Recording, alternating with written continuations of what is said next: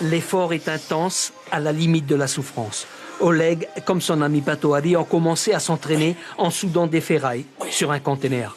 Voilà 6 mois, ils décident de le faire plus sérieusement en salle. Le fruit de leurs efforts imprime leur corps. Depuis exactement le 13 avril, j'ai commencé une diète, c'est-à-dire un régime alimentaire, un entraînement intensif. Je suis coaché par le champion de France, Toviro Hip, et puis voilà. Depuis le 13 avril, mon calvaire a commencé. Un calvaire partagé avec Pato Hari.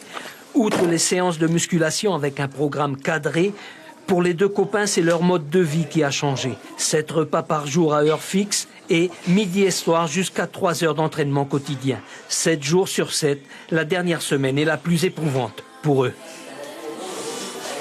Si j'avais été tout seul, je pense que je n'en serais pas là aujourd'hui. Je pense même que je ne serais pas du tout ici. Je pense que j'aurais arrêté. Le fait de savoir qu'il y a des gens derrière toi qui te supportent, ton coach, ta salle, tes collègues de salle, ta famille, tes amis, ta femme, du coup ça te donne envie de leur montrer que comme vous m'avez supporté, on va dire, pendant toute cette période, je vais donner le maximum de moi. L'amitié qui lie les deux hommes leur permet de se motiver et de s'entraider. De morphologies différentes, ils ne concourront pas dans la même catégorie. Oleg se présentera en bodybuilding open, Pato Hari en man physique. Tous deux ont hâte d'y être. Il a une ligne, on va dire, au niveau des abdos. Il a une sangle abdominale très fine. Il a un dos assez large pour sa taille.